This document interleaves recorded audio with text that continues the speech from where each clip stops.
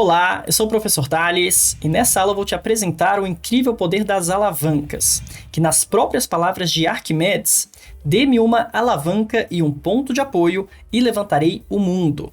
Então, para a gente poder entender essa frase e todo esse poder das alavancas, considere essa situação aqui.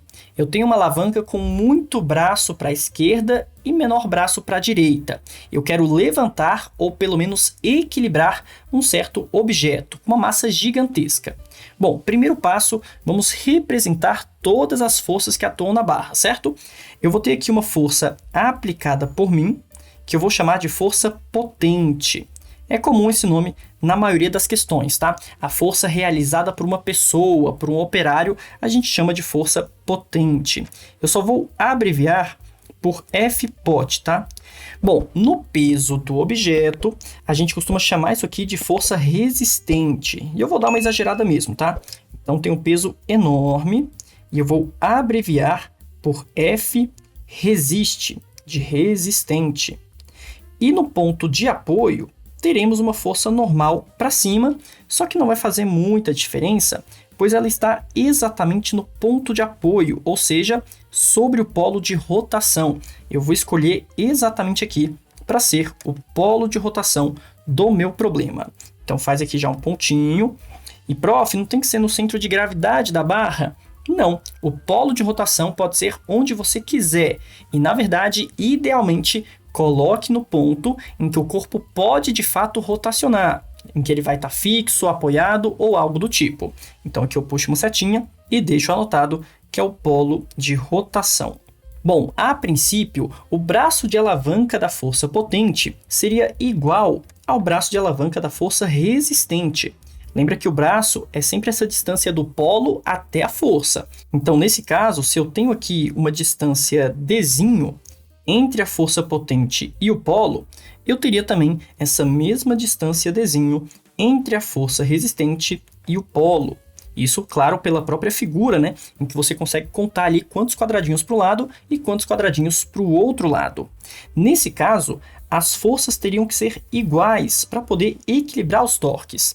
Lembra que, na condição de equilíbrio, o torque resultante tem que ser igual a zero, o que significa, em outras palavras, que os torques no sentido horário têm que ser iguais aos torques no sentido anti-horário.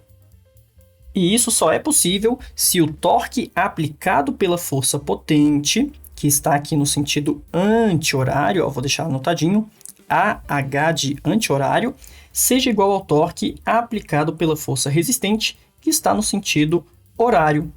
Bom, como as distâncias são iguais, como os braços de alavanca são iguais, ficaria da seguinte forma: a força resistente vezes a distância Dzinho é igual à força potente vezes a mesma distância Dzinho. Por isso que se os braços de alavanca são iguais, para manter o equilíbrio, as forças deveriam ser iguais. Eu posso cancelar aqui dos dois lados, o que chega à conclusão de que a força potente é igual à força resistente. Bom, a brincadeira, então, é mudar os braços de alavanca, colocar uma das forças com um braço de alavanca maior que a outra. Geralmente, nós queremos uma força potente menor, e por isso aumentamos o braço de alavanca da força potente. Prof, como assim?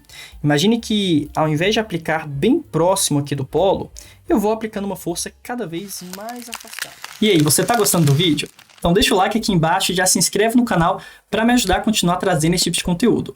E se você quiser aprender física comigo em um curso completo, começando do zero, acesse meu site que eu vou deixar aqui na descrição. Muito obrigado e tchau! Bem próximo aqui do polo, eu vou aplicando uma força cada vez mais afastada. Por exemplo, até aqui. Nesse caso, qual é o braço de alavanca da força potente? Deixa eu até colocar ali também, né? Levar a força junto com o dedo, certo? E a distância, se você contar quadradinhos, você vai concordar comigo que ela será 5 vezes maior. Pode fazer a conta aí, ó. Eu trouxe exatamente 10 quadradinhos para o lado, o que vai dar 5 vezes mais do que tinha antes. Então a distância agora é igual a 5 vezes o Dzinho de antes. Mas espera aí.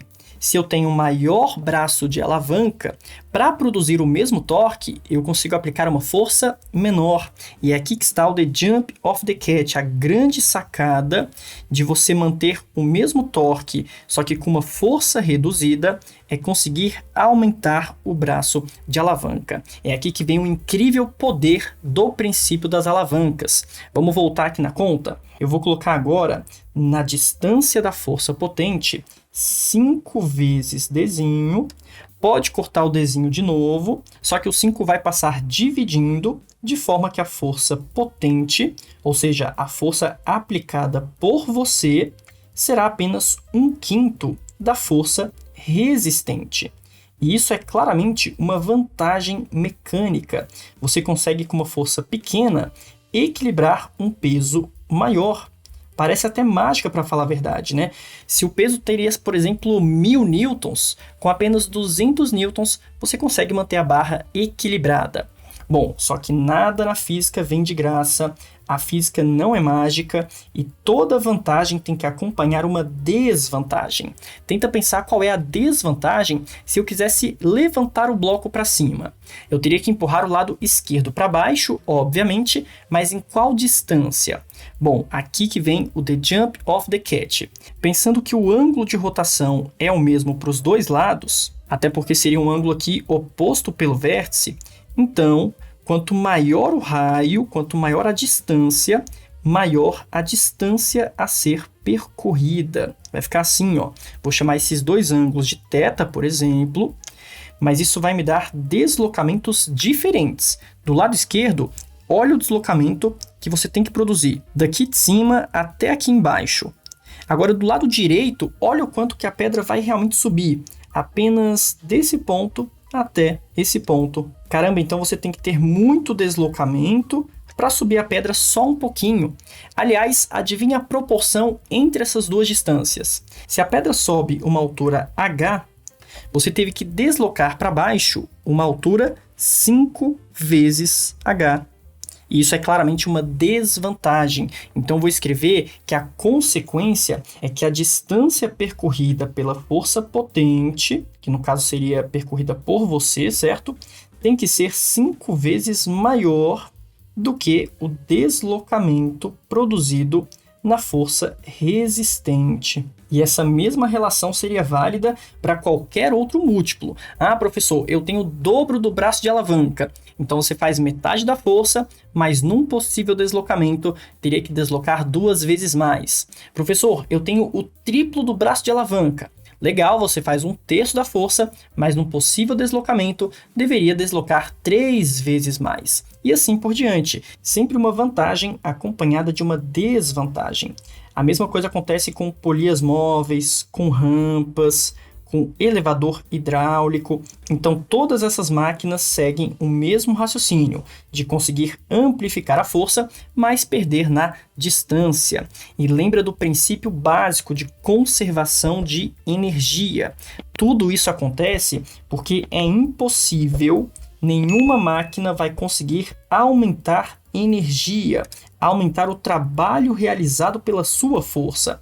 Então, lembra que o trabalho de uma força é o produto da força pelo deslocamento. Se a força que você faz é tantas vezes menor, x vezes menor, o seu deslocamento tem que ser x vezes maior. Assim, o seu trabalho será o mesmo trabalho realizado pela força resistente. E assim por diante. A conservação de energia tem que ser sempre, sempre, sempre respeitada. Bom, espero que tenha ficado claro. Muito obrigado e até a próxima aula.